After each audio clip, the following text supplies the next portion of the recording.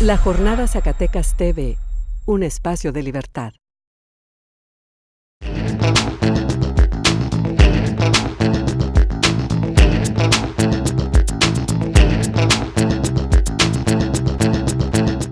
Bien, estamos en nuestro último bloque, el cual vamos a dedicar a analizar el escenario de los resultados y la pregunta de qué debemos hacer, ¿verdad? Maestro Trueba, ¿qué escenario tiene usted de los resultados electorales? Al estar observando los resultados electorales el día domingo en la noche y el día lunes, a mí me presentó un escenario en el cual es muy distinto el que presentaba en el 2010. En el 2010 fue podemos decir, un hartazgo sobre 2 años de cierta forma de gobernar y se expresó en las urnas. Ahora yo veo que en los principales núcleos poblacionales del Estado hay competitividad electoral. Es decir, hubo victorias pírricas en Zacatecas, Fresnillo, Guadalupe no tanto, Jerez, pero eso me habla de que se empieza a ver un escenario político que va a comenzar a decantar para el partido en el poder. De aquí a los 3 años vamos a ver unos escenarios donde la sociedad, esperemos, que se exprese más por una opción política menos mediatizada, menos que espere menos que las elecciones se resuelvan en bailes como esperaban ahora que se resolvía. Cada quien juntó sus grupos y esperaban que el que juntara más iba a ser una medición del resultado político. Esperamos una sociedad más participativa, una sociedad que en realidad, a partir de estos resultados que nos muestra el PREP, exija más a sus gobernantes, dado que sus gobernantes prometieron el oro y el moro para poder conquistar a esos núcleos de votantes, pero que veremos en este transcurso de 3 años que no solamente es el prometer, sino es el dar esos resultados ante una sociedad mucho más compleja, mucho más complicada que hace 3 años, que hace 10 años. Yo espero eso, un escenario para el 2015-2016 de una competitividad electoral que se exprese de una manera más espontánea, más clara y no con base en una serie de dádivas que se manejaron mucho en este proceso. Maestro, a usted mismo, antes de continuar con nuestro siguiente participante, pero tuvimos una disminución en estos últimos años en los índices de transparencia. Significa que tendríamos gobiernos más opacos y por tanto esa participación debería de ir a aumentar la transparencia, ¿no?, que disminuyó de manera importante. El asunto es que sí notamos una sociedad decepcionada, pero no haya el conducto o la forma de expresar esa inconformidad. No sintonizamos nuestras frecuencias. Yo estoy inconforme, el vecino está inconforme, pero no hemos sintonizado, porque unos decimos yo estoy inconforme con esto, el otro también, pero no somos capaces de juntarnos y decir vamos exigiendo. No somos capaces.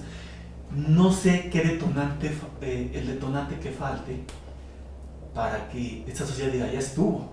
En Brasil el detonante fue el excesivo gasto en la organización para los campeonatos de fútbol. Aquí en México no sabemos cuál va a ser ese detonante que diga ya estuvo, vamos saliendo. Eso es lo que es la expectativa que yo estoy viendo. ¿Cuál va a ser el acto de gobierno a nivel estatal, a nivel federal o a nivel municipal que haga que el ciudadano diga ya estuvo? Basta. Muchas gracias, maestro. En el análisis del proceso del 2010, maestro Valerio, usted hizo un análisis exhaustivo del escenario de ese momento. ¿Cómo lo ve del 2010 respecto de este año?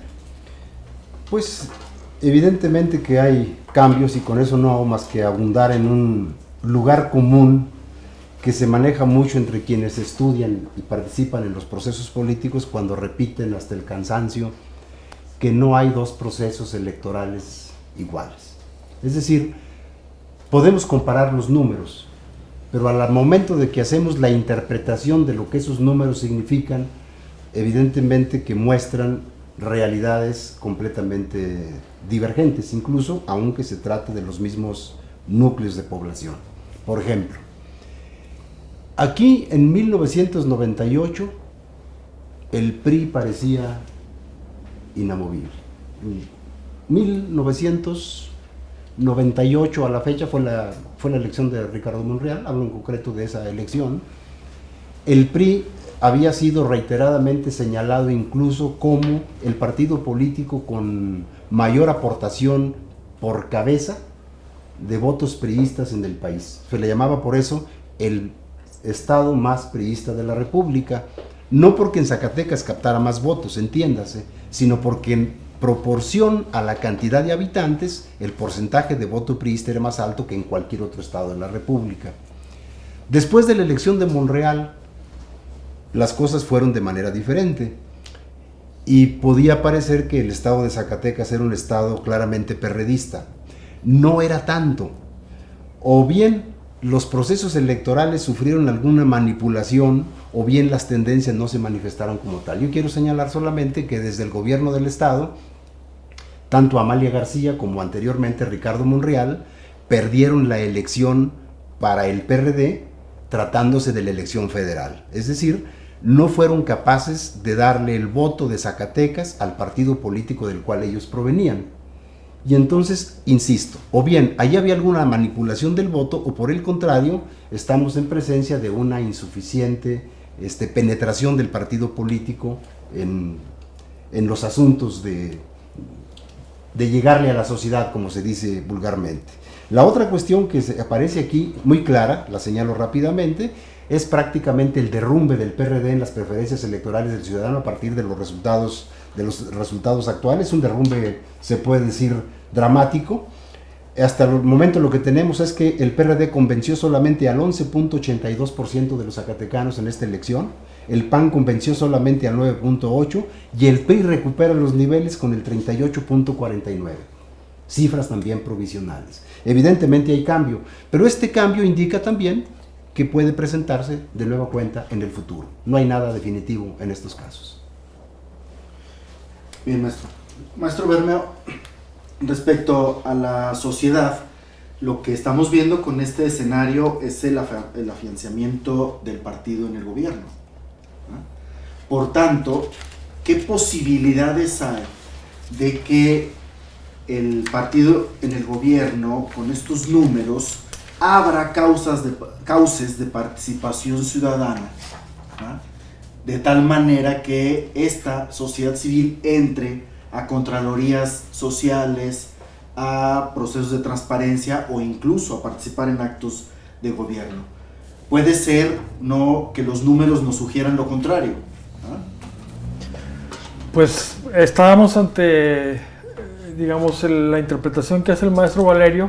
Creo que puede, y los números, los datos duros, pueden hablar muy claramente de la necesidad que tiene el Partido Revolucionario Institucional de justamente modificar sus políticas en términos de mayor apertura a la participación ciudadana, y creo que platicando con algunos militantes incluso del propio partido, creo que ellos, algún sector de ellos tiene al menos percepción del problema y mencionan que, por ejemplo, que tuvieron mayores dificultades en aquellos municipios donde el propio PRI era el que estaba gobernando en la cabecera municipal, y tuvieron más facilidad donde la oposición estaba gobernando, cosa que hace más compleja la situación y ameritaría un estudio mucho más detenido que el que ahorita estamos realizando, ¿verdad? Y eso, desde mi punto de vista, abre la posibilidad de que haya una digamos, lectura, si se quiere, más constructiva o más optimista en términos de que también, por cierto, corresponde a la ciudadanía el organizarse y el presionar y el encontrar esas vías de que el maestro Leopoldo mencionaba para poder, digamos, abrir el tránsito hacia una nueva institucionalidad que permita una democratización mayor del régimen que tenemos, ¿no? Gracias, maestro. Maestra Adelaida, ¿cuál es su escenario electoral? Bien, según los resultados de la elección de diputados, bueno, indudablemente primera fuerza el PRI con un 40%, segunda fuerza el Partido del Trabajo, tercera fuerza el Partido de la Revolución Democrática, cuarta el Partido Acción Nacional. Y bueno, de ahí va. De ahí para abajo. De ahí para abajo. Tenemos ahorita unos datos y no olvidemos que los resultados que tenemos en este momento son resultados preliminares, ¿sí? Son los resultados que devienen del programa de resultados electorales preliminares. Los datos definitivos son los que surjan a partir del miércoles, de las sesiones de cómputo. Es ahí donde se va a conocer con precisión cuáles son los resultados. Ahorita tenemos en ayuntamientos que la coalición obtuvo 15 triunfos, 7 del PRD, 8 del PAN. Esto en términos de su convenio de coalición. El PRI 36, el Partido Verde Ecologista 4 triunfos, el PT 2 y un candidato independiente. Eso nos dan los 58 ayuntamientos del estado. Por otro lado, en el caso de los diputados, tenemos que la coalición tuvo 5 triunfos, en términos otra vez del convenio de coalición. 3 de esas diputaciones serían para el PRD y 2 para el Partido Acción Nacional. El PRI obtiene 12 triunfos, el PT un triunfo. Ok, esos son nuestros resultados. Ahora, ¿qué es lo que se ha detectado en este momento? Que en 4 ayuntamientos se dan ya, tenemos la certeza pues de que se van a hacer recuentos. Se van a hacer recuentos totales. ¿Por qué? Porque la diferencia entre el primero y segundo lugar fue inferior al 1%. En Aposol, en Luis Moya, en Hora de Ángeles y en Sombrerete vamos a recuento. Y en 3 distritos, en Distrito 11 de Fresnillo, en Tlaltenango y en Sombrerete. Bueno, Sombrerete es un caso así muy llamativo, con una diferencia de 14 votos entre el primero y el segundo lugar.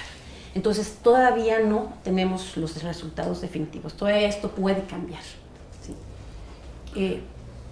Maestra, usted misma, en el asunto de las anomalías, ¿han registrado, han estado discutiendo, hay anomalías en el proceso, en la jornada? Bueno, en la jornada sí hubo una serie de denuncias. Quien ha estado al seno del Consejo en otros procesos electorales sabemos que esto es común, pero si le aderezamos este proceso electoral con el asunto de la inseguridad, bueno, entonces esto pues se magnifica en comparación con otros procesos electorales. Pero siempre hay denuncia de compra y coacción del voto por unos y por otros. Siempre tratan de presentar una diversidad de elementos. Aquí la cuestión es que los demuestren, ¿verdad? Sí hay la denuncia verbal, pero bueno, cada quien tiene ahorita aún la opción de presentar las pruebas pertinentes para demostrar sus afirmaciones. Entonces todavía viene el otro proceso, ¿sí? Ahorita es el del cómputo de votos. La siguiente fase pues serían ya todas estas disputas que van a ir después acompañadas con las pruebas correspondientes. Gracias. Bien, para concluir le vamos a pedir un minutito a cada uno de nuestros invitados que nos puedan señalar algunas ideas de aquello que deberemos hacer para mejorar la calidad de nuestra democracia. Y iniciamos en el mismo orden con el que iniciamos el programa. Maestro Valerio. Pues puede parecer una forma de evadir la pregunta, pero evidentemente que la calidad de la democracia no va a mejorar si no mejora también la calidad de los ciudadanos.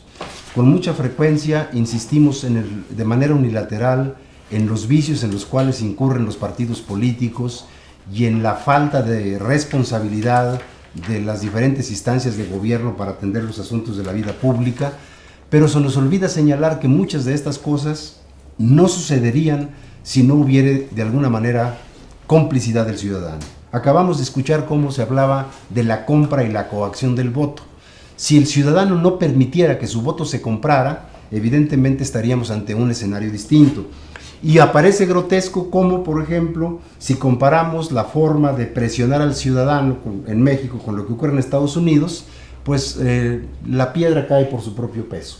Imaginemos que en Estados Unidos, en Washington, en Filadelfia, en Boston, en San Francisco, un candidato ofrezca 5 despensas, 4 bultos de cemento y 20 varillas para la construcción de la casa. Bueno, pues así de grosera es la democracia en nuestro país. Maestro Bermeo, Sí, su conclusión. a mí me gustaría mucho señalar que es necesario situar digamos, este proceso electoral y la historia que se ha escrito en estos últimos días en el contexto tanto internacional como de la crisis sistémica global, y a introducir variables como qué pasa con el problema de la crisis alimentaria, con el problema del cambio climático, con el problema de la crisis económica, etcétera, y cómo se va a traducir eso en Zacatecas en particular en términos de anticipación política para poder ofrecer una lectura a la ciudadanía por parte de los sectores intelectuales, académicos, etcétera, que aporten nuevas informaciones y permitan tanto a las políticas públicas como principalmente a la sociedad civil organizarse y participar con mayor información, exigiendo tomar las riendas o participar en los asuntos, en la decisión sobre los asuntos comunes para poder modificar la situación actual. Gracias. Maestra Adelaida, su conclusión. Bueno, yo creo que indudablemente del lado de la ciudadanía está un grado de responsabilidad. Es necesario aumentar la cultura política, la cultura cívica, a efecto de que la ciudadanía exija, no solamente acuda a la urna a emitir su voto, sino que en el ínter exija a cada uno de sus gobiernos el cumplimiento de sus promesas de campaña.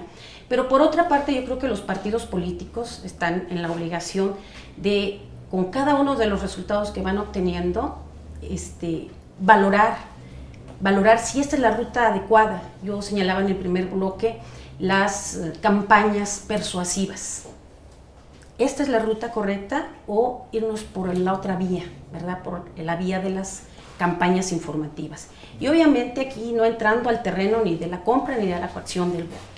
Solamente en este terreno estamos en una parte esencial que podría reflejarse en lo que tiene que ver con todas las reglas del juego, con las modificaciones de las reglas. Sí, creo yo que si nuestras campañas fueran de otra índole, también la ciudadanía estaría en condiciones, pues, de emitir un voto razonado, consciente.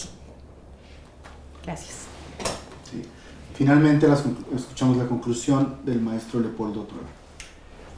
Un factor que estuvo permeando mucho fue la calidad de la información que se le presentaba al ciudadano con referente a los días anteriores al proceso de votación, que es el asunto de las encuestas. Este asunto, creo que, mi opinión personal, rebasó al instituto, dado que dentro de su reglamentación el instituto pide que sean encuestas que tengan un criterio científico y que ellos los van a revisar.